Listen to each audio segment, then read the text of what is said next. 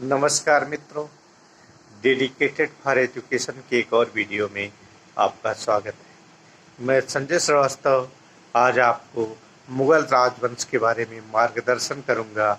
मुगल राजवंश ने 1526 से लेकर 1857 ईस्वी तक भारत पर शासन किया था। इस वंश का प्रथम शासक बाबर था और अंतिम शासक बहादुर शाह जफर था। बहादुर शाह जफर स्वयं एक शायर भी था और उसने जो है कई शायरी और कविताएं लिखी थी। बाबर इस वंश का प्रथम शासक था। पानीपत के प्रथम युद्ध में उसने इब्राहिम लोदी को हराया था। बाबर ने चंदेरी और घाघरा के युद्ध भी जीते थे। बाबर ने ये 1529 और खानवा का युद्ध भी जीता था। 1526 ईस्वी में पानीपत की लड़ाई के बाद 1527 ईस्वी में उसने खानवा का युद्ध जीता था और 1530 ईस्वी में चंदेरी का युद्ध जीता था। चंदेरी का युद्ध मेदिनी राय के विरुद्ध था, जबकि खानवा का युद्ध राणा सांगा के विरुद्ध था।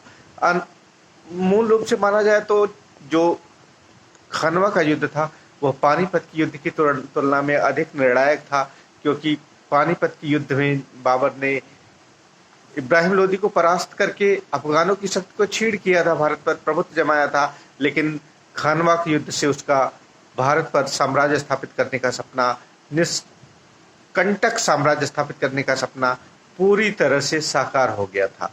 1530 ईस्वी में चंदेरी के युद्ध में उसने मेदिनी राय को हराया था। बाद में उसके पुत्र हुमायूं ने 1530 ईस्वी में गद्दी संभाली और हुमायूं ने 1530 ईस्वी से लेकर 1540 ईस्वी तक शासन किया। 1540 से लेकर 1545 ईस्वी तक शेरशाह सूरी ने शासन किया। 1545 से आगे 55 तक शेरशाह सूरी के वंशजों ने शासन किया और 56 में हुमायूं का बेटा अकबर जो है मुगल साम्राज्य को फिर से गद्दी नशीन करने में कामयाब रहा।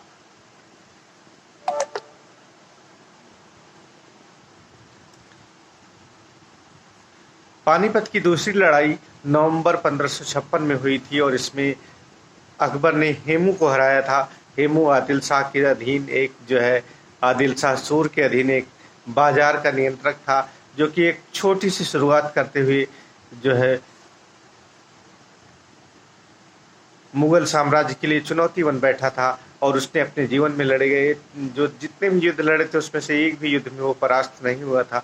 सारे युद्ध उसने जीते थे। केवल अकबर के विरुद्ध युद्ध में, जिसमें कि उसकी विजय निश्चित लग रही थी, वह पराजित हुआ था। यह नवंबर 1556 की घटना है। इसके बाद अकबर का भारत में जो है साम्राज्य निष्कंटक हो गया था। पानीपत की ये दोनों लड़ाइयाँ भारत में मुगलों की प्रभुत्व को स्थापित करने में बहुत ही निर्णायक रही थी और हुमायूं ने चौसा, घाघरा और बिलग्राम की युद्ध लड़े थे, कन्नौज का युद्ध लड़ा था। ये सारे युद्ध हुमायूं लड़े थे और ये सारे युद्ध जो है उसने शेरशाह सूरी के विरुद्ध लड़े थे।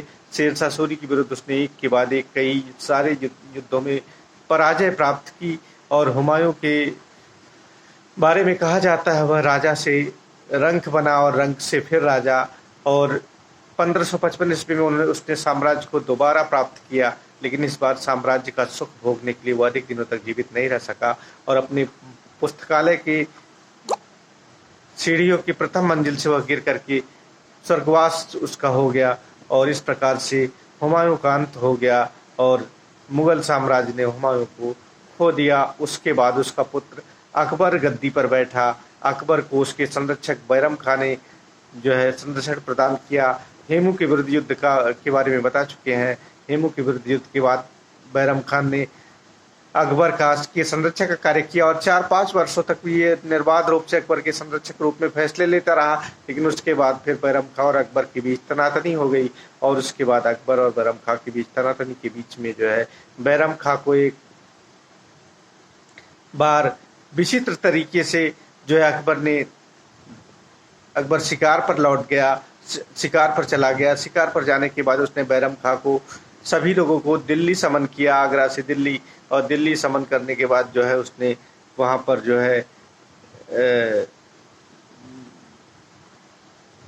बैरम खां को वहाँ नहीं गया, और बैरम खां विचलित भी हो गया था। वो जानता था कि अकबर अब गद्दी संभालना चाहता है, लेकिन वो इस बात से को स्वीकार नहीं कर पा रहा था कि अकबर अब वयस्क हो गया है और उसे गद्दी संभाल लेनी चाहिए। तो इसी बीच अकबर ने सबको सबमिट करने को कहा, सबको पर्सनली सबमिट करने को कहा, और बैरम खां उस समय नहीं गया। बाद में बैरम खां को कूटनीति से उसने हरा दिया, और बैरम खां को हराने के बाद उसने बैरम खां को हज के लिए जाने या साम्राज्य में किसी पर नियुक्त होने का विकल्प दिया। तो बैरम खां हज के लिए जाने के लिए तैयार हुआ। रास्ते में पाटन के नज़दीक उसकी एक अफगान सरदार ने हत्या कर दी जो है, और इस तरह से बैरम खां का अंत हो गया। तो ये अकबर के साम्राज्य की जो है शुरुआती वर्षों की घटना है। 1564 ईस्वी में उसने जो है जजिया कर हटा दिया था। उससे पहले उसने तीर्थ यात्रा का रहस्य समाप्त कर दिया था। ये घटनाएं अकबर के साम्राज्य के समय की हैं। ये कुछ घटनाएं हैं जिन पर मैंने आज मुगल साम्राज्य के संदर्भ में प्रकाश डाला। शेष अगले अंक में, तब तक के लिए नमस्कार।